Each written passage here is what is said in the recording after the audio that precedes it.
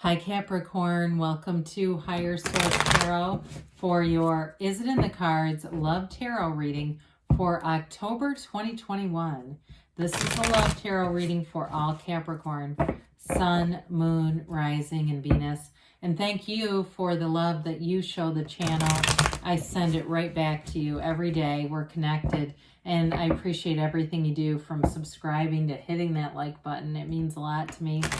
And if you're new here, welcome to you. I post new readings every Friday, then again on Monday. So if a reading doesn't resonate, come back in a couple of days and you can watch a new reading. You could also check other parts of your chart, or on Monday, the style of reading is different every week. So today's a love reading, but there's a pick a card reading. There's a monthly reading. I do quarterly. And then in December, I'll do a year ahead, 2022 predictive reading. And those are fun.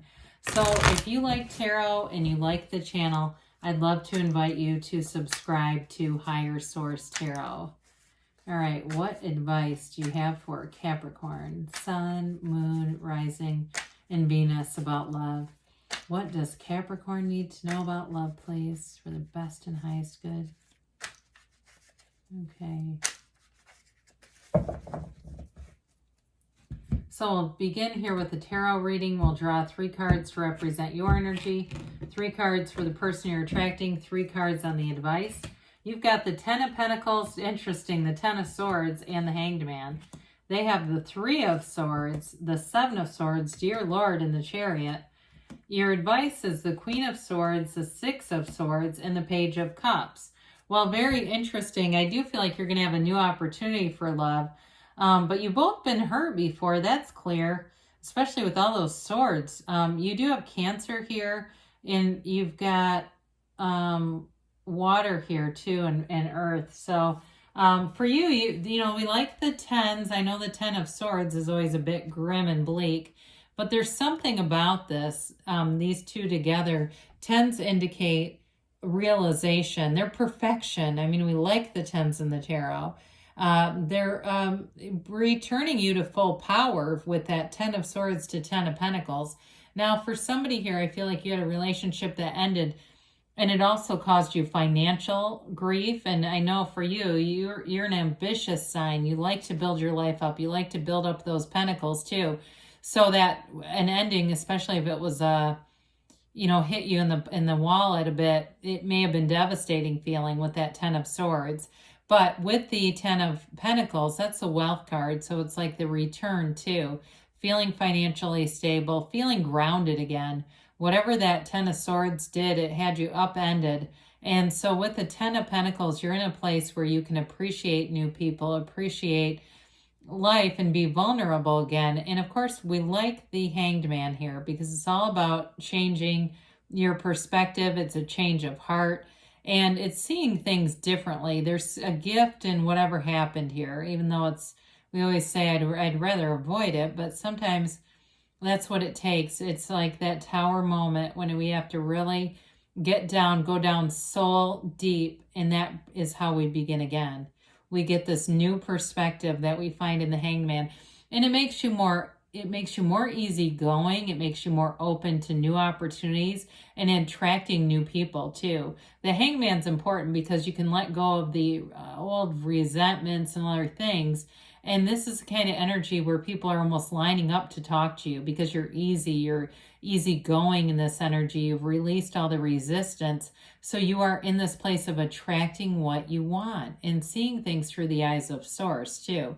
And so the Hanged Man is actually a good thing with this. Now their energy is interesting too. With the 7 of Swords, 3 of Swords, I feel like they got double crossed too. My God, who are these people? What is going on here?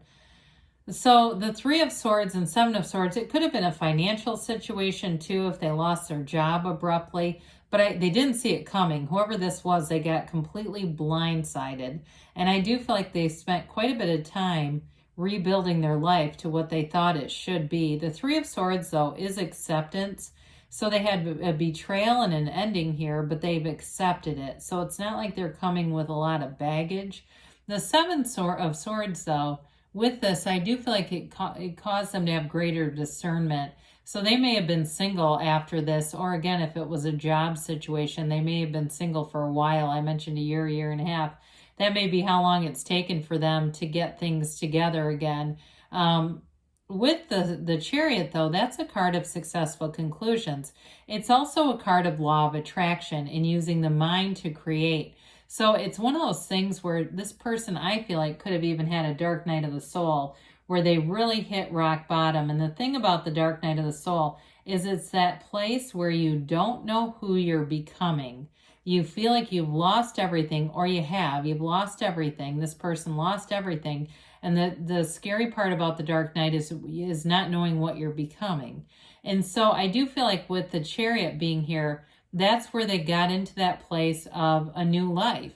They were given a new life, but it brings with it great appreciation and understanding and wisdom of who they actually are. And so they have a wonderful maturity and compassion here, because the Chariot can be a bit willful, but it is an energy. These two sphinxes are polarities, right? And so I feel like whatever they went through, it kind of brought those polarities into order. So they're not like they used to be, in a way. I hope that makes sense. Whoever this is, they're much more organized. And I don't mean in terms of keeping track of appointments and stuff. I mean emotionally organized, mentally organized. They have brain-heart coherence now that they didn't have before. So whoever this is, they've been through it, but they came through it better. So you'll get a better version of them.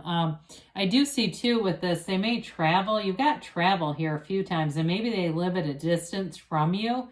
And that's part of this, because you definitely have travel indicated in the cards.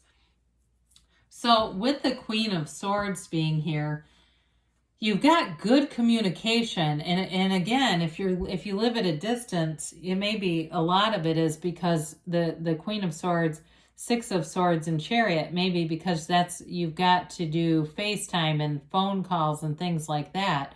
But with the Queen of Swords, what I like about this, with all the damage that's been done, it's mental injury is throughout the reading. She is the widow of the tarot. So she has known pain, but she uses those wounds as wisdom. And so with the Queen of Swords, she isn't stuck there. She's empowered by her experiences.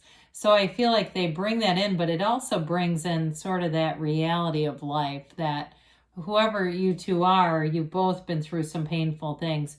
It may bring in a bit of a sarcastic or caustic view of the world, kind of like, there's a sense of humor about it, but really seeing like, this is unbelievable, some of the things that the universe has put on us. So with the Six of Swords, that's a card of bringing in balance and harmony, especially in the Six of Swords, because you have that rough water and you're moving towards the smooth, placid water. So again, if there's been a distance here, it may be a physical move too, where you end up moving closer together to really make this feasible, to give it a shot. Now, others of you, it can be travel in other ways, but I do feel like overall it's all about bringing in a balance and harmony.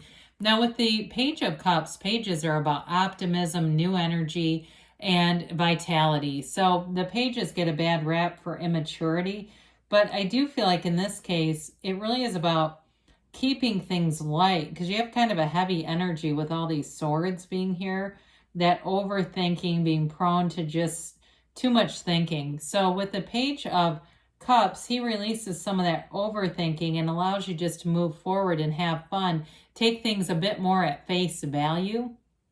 He can be the return of an ex too, but overall, he's a manifestation in the 3D reality. So you have the Chariot and the Page of Cups that are both law of attraction types of energies. So I do feel like you get an offer of love, and especially if it's at a distance or there's something with that, it moves forward, but it moves forward in a way that seems pretty straightforward, where it's just like, it almost has a blunt energy to it. And maybe that's part of what needs to happen here for you, Capricorn. All right, so let's see what the angels have to say here for you.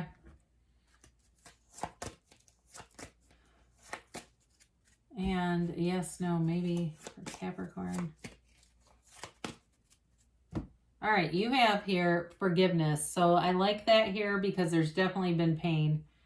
And peaceful resolution. So you're on the mend. You're moving forward into a more stable situation, more balanced situation in love.